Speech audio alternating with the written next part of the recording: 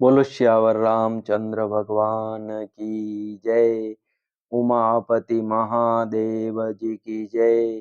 पवन सुत हनुमान जी की जय। हो स्वामी तुलसीदास जी महाराज की जय। मात पिता गुरुदेव की जय। संत जनों की जय। भक्त जनों की जय। श्री राम जय जय राम। श्री राम जय जय राम। श्री राम जय जय राम। श्री राम जय जय राम। कल के वीडियो में अपन ने सुना भगवान श्री रामचंद्र जी माता कौशल्या जी से वन जाने की आज्ञा लेने गए थे। फिर सीता जी वहां आए थे। कौशल्या माता जी ने बोला सीता जी आ रहे तो अच्छा रहेगा। इस पर भगवान सीता जी को समझाने लगे। अब आगे चलते हैं। माता के सामने सीता जी से कुछ कहने में सकुचाते हैं, पर मन में यह समझकर कि यह समय ऐसा ही है, वे बोले, हे राजकुमारी, मेरी सिखावन सुनो। मन में कुछ दूसरी तरह न समझ लेना। जो अपना और मेरा भला चाहती हो तो मेरा वचन मानकर घर रहो। हे बामिनी, मेरी आज्ञा का पालन होगा। सास की सेवा बन पड़ेगी। घर रहने में सभी प्रकार से भलाई है। आदर पूर्वक सास ससुर के चरणों की पूजा सेवा करने से बढ़कर दूसरा कोई धर्म नहीं है। जब जब माता मुझे याद करेगी और प्रेम से व्याकुल होने के कारण उनकी बुद्धि भोली हो जाएगी, वे अपने आप को भूल जाएगी। हे सुंदरी, तब तब तुम कोमल वाणी से पुरानी कथाएं कह कह कर इन्हें समझाना। हे सुमुखी, मुझे सैकड़ों सौगंध हैं। मैं यह स्वभाव से ही कहता हूँ कि मैं तुम्हें केवल माता के लिए ही घर पर रखता हूँ। मेरी आज्ञा मानकर घर पर रहने से गुरु और वेद के द्वारा सम्मत धर्म के आचरण का फल तुम्हें बिना ही क्लेश के मिल जाता है। किंतु हठ के वश होकर गालव मुनि और राजा नहुष आदि सबने संकट ही सहे। हे सुमुखी, हे सयानी, सुनो, मैं भी पिता के वचन को सत्य करके शीघ्र ही लौटूंगा। दिन जाते देर नहीं लगेगी। हे सुंदरी, हमारी यह सीख सुनो। हे वामा, यदि प्रेम वश हट करोगी तो तुम परिणाम में दुख पाओगी। वन बड़ा कठिन, क्लेशदायक और भयानक है। वहां की धूप, जाड़ा, वर्षा और हवा सभी बड़े भयानक हैं। रास्ते में कुश, कांटे और बहुत से कंकड़ हैं। उन पर बिना जूते के पैदल ही चलना होगा। तुम्हारे चरण कमल कोमल और सुंदर हैं और रास्ते में बड़े बड़े दुर्गम पर्वत हैं। पर्वतों की गुफाएं, खो, दर्रे, नदियां, नद और नाले ऐसे अगम्य और गहरे हैं कि उनकी ओर देखा तक नहीं जाता। रीछ, बाघ, भेड़िए, सिंह और हाथी ऐसे भयानक शब्द करते हैं कि उन्हें सुनकर धीरज भाग जाता है। जमीन पर सोना, पेड़ों की छाल के वस्त्र पहनना और कंद मूल फल का भोजन करना होगा। और वे भी क्या सदा सब दिन रहे मिलेंगे। सब कुछ अपने अपने समय के अनुकूल ही मिल सकेगा। मनुष्यों को खाने वाले निशाचर राक्षस फिरते रहते हैं। वे करोड़ों प्रकार के कपट रूप धारण कर लेते हैं। पहाड़ का पानी बहुत ही लगता है। वन की विपत्ति बखानी नहीं जा सकती। वन में भीषण सर्प, भयानक पक्षी और स्त्री पुरुषों को चुराने वाले राक्षसों के झुंड रहते हैं। वन की भयंकरता याद आने मात्र से धीर पुरुष भी डर जाते हैं। फिर हे मृगलोचनी, तुम तो स्वभाव से ही डरपोक हो। हे हंस गमनी, तुम वन के योग्य नहीं हो। तुम्हारे वन जाने की बात सुनकर लोग मुझे अपयश देंगे, बुरा कहेंगे। मानसरोवर के अमृत के समान जल से पाली हुई हंसनी कहीं खारे समुद्र में जी सकती हैं। नवी नाम के वन में विहार करने वाली कोयल क्या करील के जंगल में शोभा पाती है। चंद्रमुखी, हृदय में ऐसा विचार कर तुम घर ही पर रहो। वन में बड़ा कष्ट है। स्वाभाविक ही हित चाहने वाले गुरु और स्वामी की सीख को जो सिर चढ़ाकर नहीं मानता, वह हृदय में भरपेट पछताता है और उसके हित की हानि अवश्य होती है। प्रियतम के कोमल तथा मनोहर वचन सुनकर सीता जी के सुंदर नेत्र जल से भर गए। श्री राम जी की यह शीतल सीख उनको कैसी जलाने वाली हुई जैसे चकवी को शरद ऋतु की चांदनी रात होती है। जानकी जी से कुछ उत्तर देते नहीं बनता। वे यह सोचकर व्याकुल हो उठी कि मेरे पवित्र और प्रेमी स्वामी मुझे छोड़ जाना चाहते हैं। नेत्रों के जल को जबरदस्ती रोककर वे पृथ्वी की कन्या सीता जी हृदय में धीरज धरकर सास के पैर लगकर हाथ जोड़कर कहने लगी, हे देवी, मेरी इस बड़ी भारी ढिठाई को क्षमा कीजिए। मुझे प्राणपति ने वही शिक्षा दी है जिससे मेरा परम हित हो, परंतु मैंने मन में समझकर देख लिया कि पति के वियोग के समान जगत में कोई दुख नहीं है।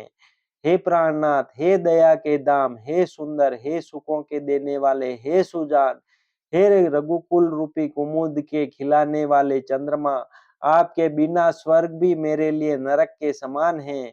माता पिता बहन प्यारा भाई प्यारा परिवार मित्रों का समुदाय सास ससुर गुरु स्वजन बंधु बांधव सहायक और सुंदर सुशील और सुख देने वाला पुत्र, हे नाथ, जहाँ तक स्नेह और नाते हैं, पति के बिना स्त्री को सभी सूर्य से भी बढ़कर तपाने वाले हैं। शरीर धन घर पृथ्वी नगर और राज्य, पति के बिना स्त्री के लिए यह सब शोक का समाज है। भोग रोग के समान हैं, गहने भार रूप हैं और संसार यम यातना नरक की पीड़ा के समान हैं। हे प्राणनाथ, आपके बिना जगत में मुझे कहीं कुछ भी सुखदायी नहीं है। जैसे बिना जीव के देह और बिना जल के नदी, वैसे ही हे नाथ बिना पुरुष के स्त्री हैं। हे नाथ, आपके साथ रहकर आपका शरद पूर्णिमा के निर्मल चंद्रमा के समान मुख देखने से मुझे समस्त सुख प्राप्त होंगे। हे नाथ, आपके साथ पक्षी और पशु ही मेरे कुटुंबी होंगे, वन ही नगर और वृक्षों की छाल ही निर्मल वस्त्र होंगे और पर्णकुटी पत्तों की बनी झोंपड़ी ही स्वर्ग के समान सुखों की मूल होगी।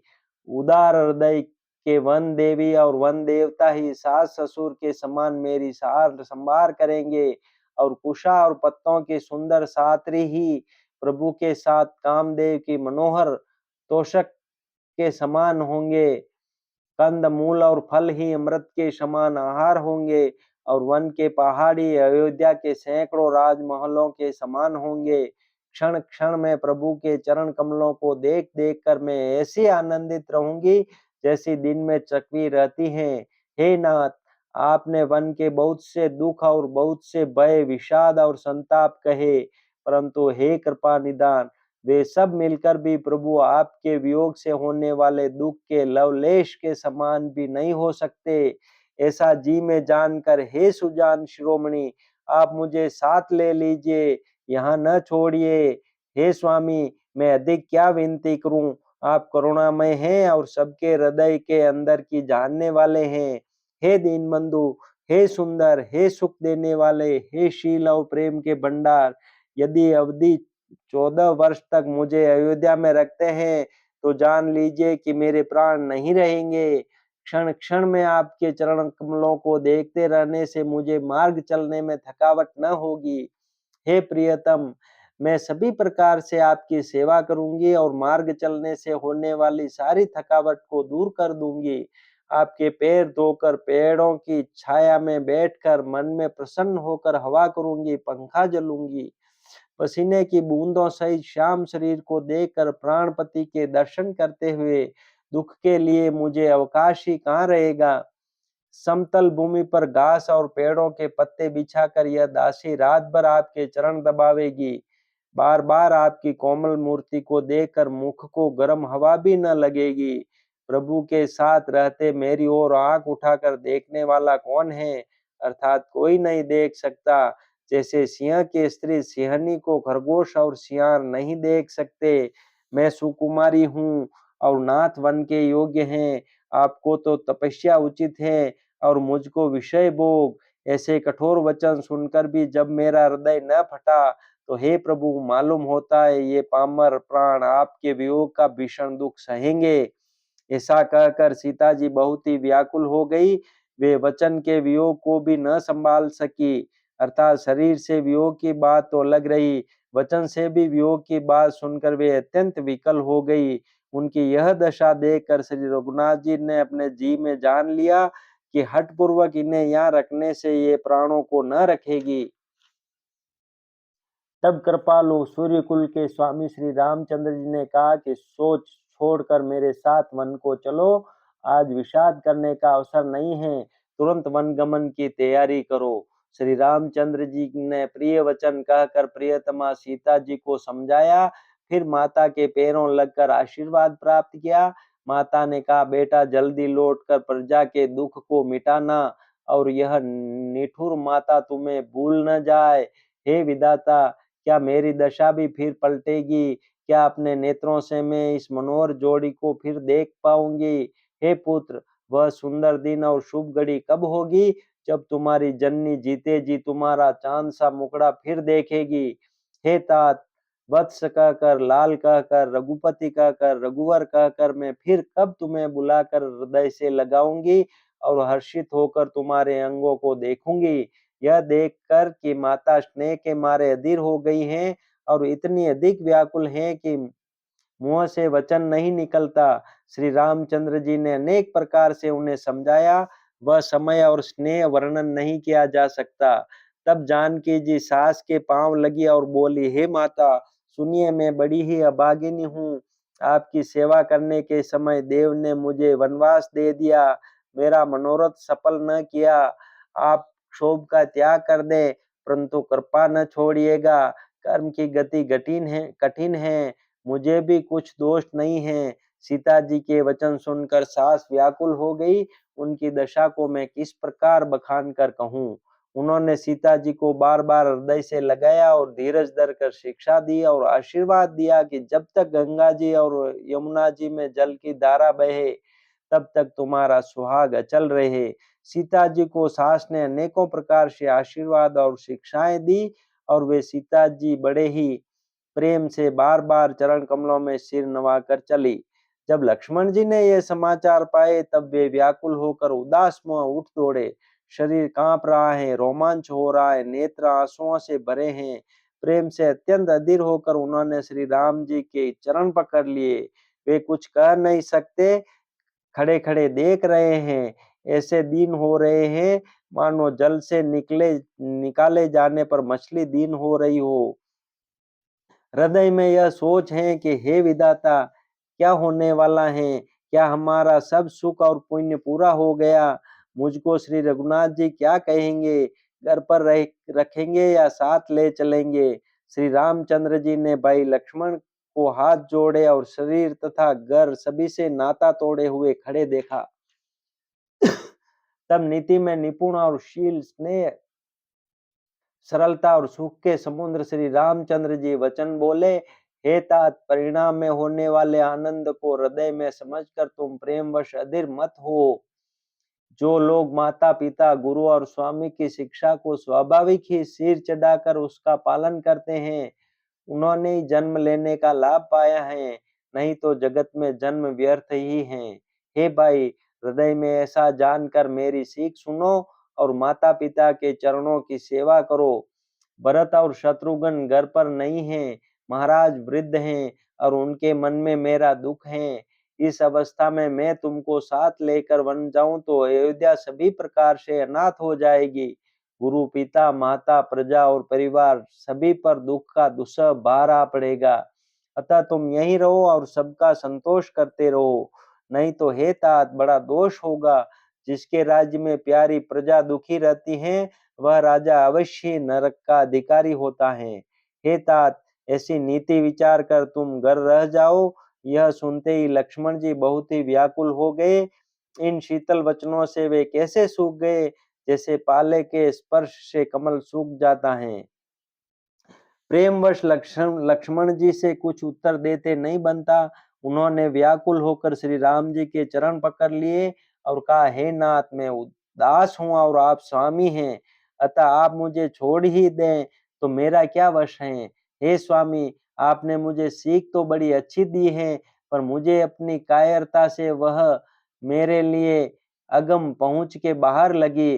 शास्त्र और नीति के तो वे ही श्रेष्ठ पुरुष अधिकारी हैं जो धीर हैं और धर्म की धुरी को धारण करने वाले हैं।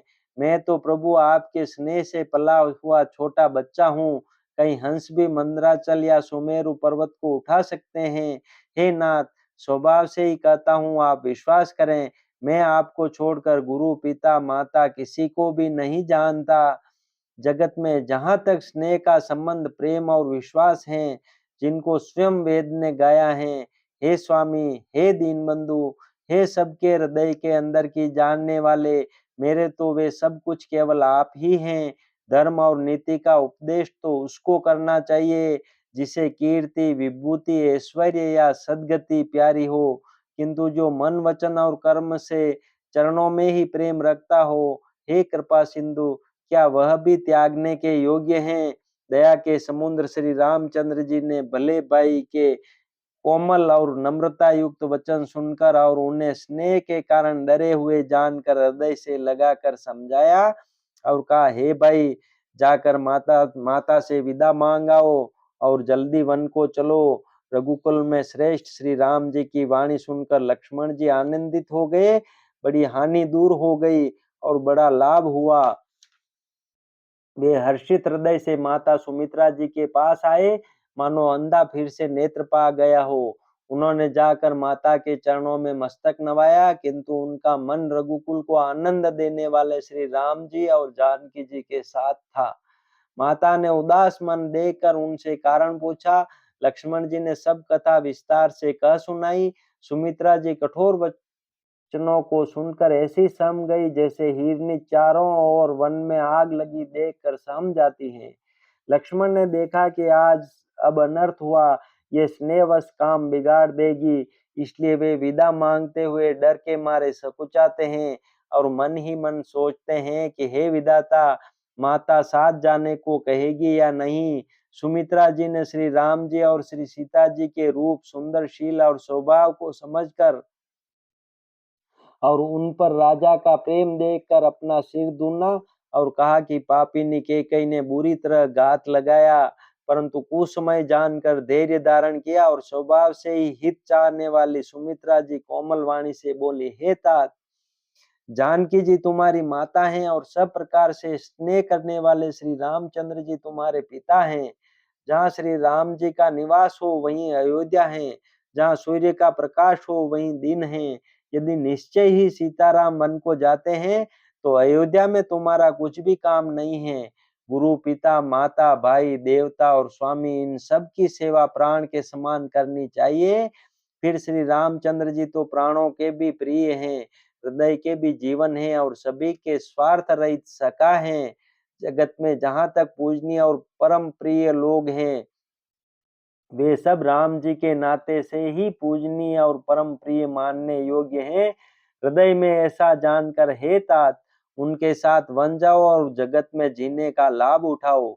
मैं बलिहारी जाती हूँ। हे पुत्र, मेरे समेत तुम बड़े ही सौभाग्य के पात्र हुए, जो तुम्हारे चित्त ने छल छोड़कर श्री राम जी के चरणों में स्थान प्राप्त किया है। संसार में वही युवती स्त्री पुत्रवती हैं जिनका पुत्र श्री रघुनाथ जी का भक्त हो, नहीं तो जो राम से विमुख पुत्र से अपना हित जानती हैं, वह तो बाँझ ही अच्छी, पशु की भांति उसका ब्याना पुत्र प्रसव करना व्यर्थ ही है। तुम्हारे ही भाग्य से श्री राम जी वन को जा रहे हैं। हे तात, दूसरा कोई कारण नहीं है। संपूर्ण पुण्यों का सबसे बड़ा फल यही है कि श्री सीताराम जी के चरणों में स्वाभाविक प्रेम हो। राग, रोष, ईर्ष्या, मद और मोह, इनके वश स्वप्न में भी मत होना। सब प्रकार के विकारों का त्याग कर मन, वचन और कर्म से श्री सीताराम जी की सेवा करना।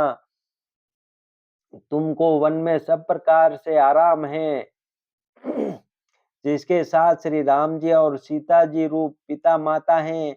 हे पुत्र, तुम वही करना जिससे श्री रामचंद्र जी वन में क्लेश न पावे। मेरा यही उपदेश है।